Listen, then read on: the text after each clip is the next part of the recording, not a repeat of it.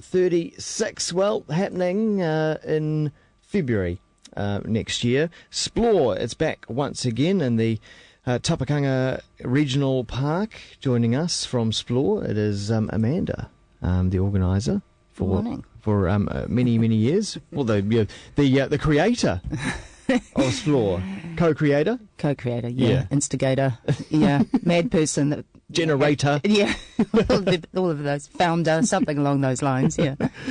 Nice to see you, and I mean, you've had an interesting year checking out other festivals overseas. Yeah. You went back to the big old Burning Man. I did go back to Burning Man, which was a really fantastic reconnection with a festival that's actually influenced Splore with what I've tried to do with Splore and with over the last few years, and it was really fantastic to go back and see what's happening on a scale over there that's quite, it's hard to fathom what they're doing on the level of art projects and huge sound systems and amazing art cars, and also just the Burning Man community that's out there. So there's 50,000 people come into the desert and build a city and live there for a week, and it's hard to describe Burning Man. It's definitely one of those things that you need to experience. But the things that around Burning Man that have really influenced what I've tried to do with Splore over the years is that sense of getting the community engaged in the festival.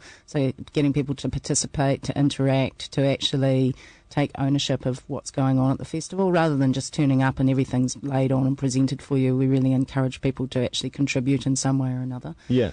So that can be through, everything from the sort of dressing up and costume theme to, playing, working with some of the art projects on site where they actually need to be sort of created by the people to finish the projects off, or actually, be part of the content as such. So it truly is a multidisciplinary sort of event, isn't it? It is, and as is Splore, and that's Splore is very multidisciplinary, and that's the direction we've tried to go with Splore, is about creating the whole experience versus it just being about the music. Yeah. And therefore, it attracts a wide and varied audience. Like Burning Man could be everything from it is, the geek scene in San Francisco, right through to the hippie scene, and everything in between. Yeah, it is, and that's the fascinating thing. I mean, that's really what blew me away this time, was to see.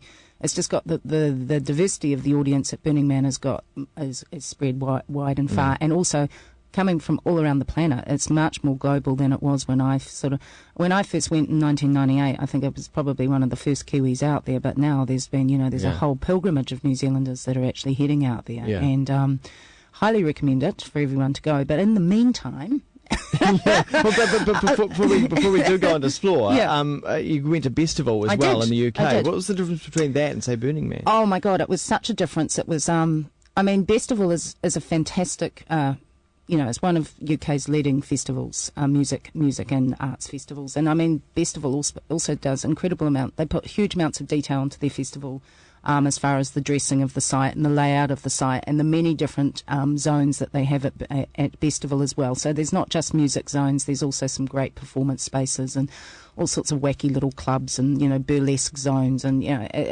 Bollywood zones, etc. So, there's a real variety of stuff over there.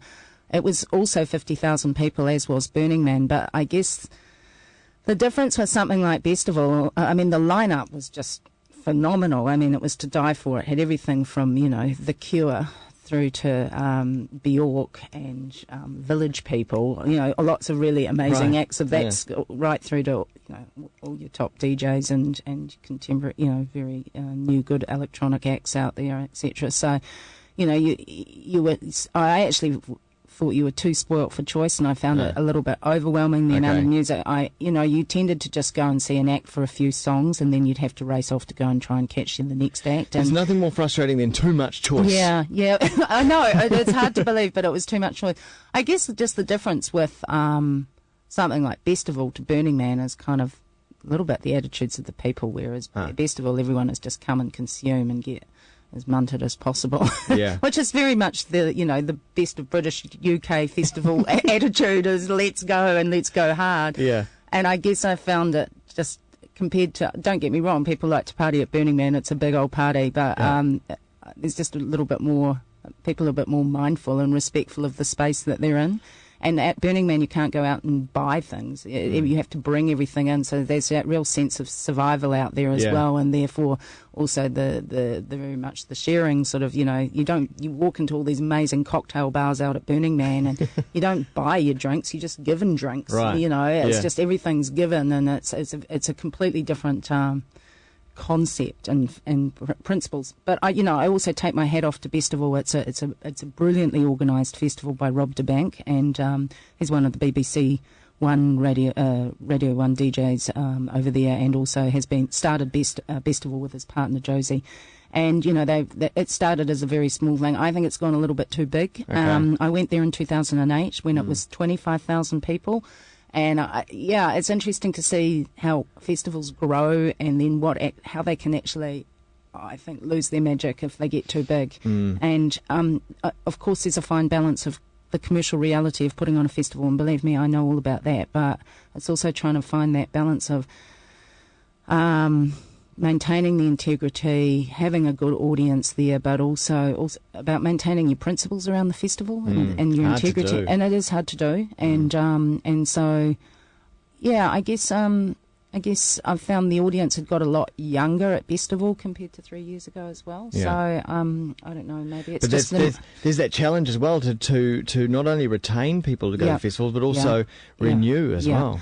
Festival's also the last of the big series of festivals over the summer in UK. It's like the last of the, you've had everything starting from sort of Glastonbury going right through, and Festival's the last of the long season.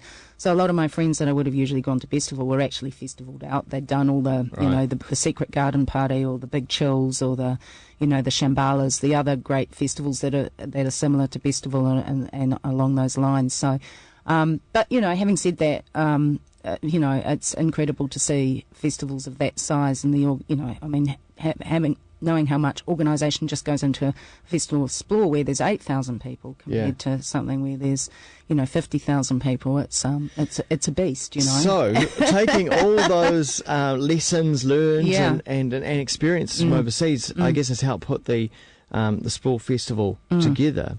How's it shaping up for 2012? Well, I think it's shaping up to be our best yet, without a doubt. I mean, John, my partner with Splore, has secured a phenomenal lineup, as many of you may know about, both international and local lineup. And am I allowed to talk about the internationals on Kiwi FM? Of course you can. We're pretty excited to have the likes of Soul to Soul and Erykah Badu. So, Soul to Soul is just like... that's a flashback, Soul to Soul. It's a flashback. And, I think it's very trendy to have flashbacks nowadays with music. It's happening more and more. And but I think... certainly from my generation, and is that Soul to Soul will be certainly a great, and it is the original liner with Jazzy B and Karen Wheeler. Cool. So it's going to be a great show. And Erykah Badu, well, that's a coup. And it's amazing to have Erykah Badu doing her debut show here in New Zealand. That's taken an enormous amount of work to get her here. The exciting thing is she plays Splore on Friday, and then didn't say that. No, I didn't say that. On the record. Anyhow, her next shows she does 2 shows at the Sydney Opera House. Oh. So wow. that's from the beach to Sydney Opera House is pretty phenomenal. Tapapakanga Regional Park is kind of like the outdoor opera house, really, isn't it? It is. That's very true. It's the natural opera house. It is. It's an amazing place. So along with those two highlight acts, we've also got really DJ Qbert is one of the world's best turntablists is coming with an amazing beatboxer, Reaps One. We've got Hudson Mohawk, who's along the lines of the Gaslamp Killer, Flying Lotus scene, African High Tech, Steve Spacek and Mark Pritchard, which will be a great show. Gappy Ranks, brilliant reggae dancehall act from the UK. On the New Zealand front, we've got the Utes, which I just can't wait to see live. I just love the Ska Waiatas that we're going to be hearing will be fantastic. Disaster Radio, brilliant. Never been at Splore before, fantastic. The Nudge, Ahuri Buzz, Lord Echo and his melodies. We've got My Own Vanya, King Kapisi. Jason Eli schedule. Darbyhead,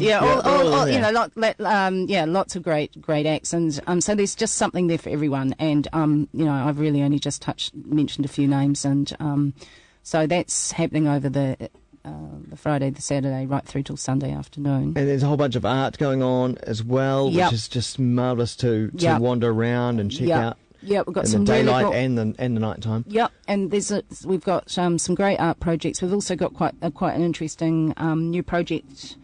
I'm bringing over a UK curator, Emma Underhill, that does a lot of work with public art over in the UK and has also done stuff at Glastonbury. And she's coming over to do a collaboration with a bunch of New Zealand artists, namely Cut Collective, to create a portavilion. So it's this temporary structure that's actually going to be built and created on site used as a space for performance and art and a whole lot of different projects going on. So yeah, that's all coming together.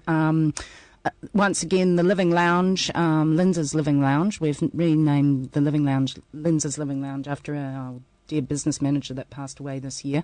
And so the Living Lounge is our alternative performance space, and we've got some fantastic cabaret and performance, including In Flagrante, which is this fantastic, hot, sexy show going to be happening. We've got aerial performances and circus from Dust Palace. We've got we've just got a whole bunch of stuff going on in there. We've got a family-friendly zone going on. So if you've got kids, Splore's a family-friendly festival. We really encourage you to bring them. We've got the Rumpus Room's got full of a whole bunch of activities for the weekend. We don't offer a babysitting service, but we do recommend if you have kids that and want a good weekend away to bring them along. Yeah. So it's good fun. And of course, it's basically one of the only festivals you can swim and listen to music at the same time. Yeah, we're pretty lucky on that. Yeah, main stage is right on the beach, and it's a beautiful beach, and it was pretty magic last year actually when Nicodemus did his final set on Sunday afternoon, and everyone was just dancing in the water, and it was really amazing. So it was very cool. We'll bring on the sunny hot weather again. We pretty much have ordered that in. And last time the Mustang World War II fighter that flew over the top was a completely free edition. It was a free edition that nearly gave me a heart attack. I couldn't believe it. It was incredible. For me personally, I love the music, but I also love airplanes, and it was just the two came together so perfectly. And the other thing, just to let everyone know, that was spectacular. And of course, Saturday night is our big dress-up night, and we have a theme for the festival. This year it's the Island of Hoo-Ha, which is basically the island of much fun and shenanigans. And so it's a very broad scope as to what you can get dressed up into. But really we want the inner extrovert to come out, the alter ego to shine through, and basically get your big wigs, your fancy pants and your twinkle toes on for a big night out, really. That sounds awesome. And much fun to be had. Cool. Well, all the details are up at splore.net, and where you can also check out all the details for all the tickets and whatnot, all the various camping options, that kind of stuff. Absolutely. Glamping.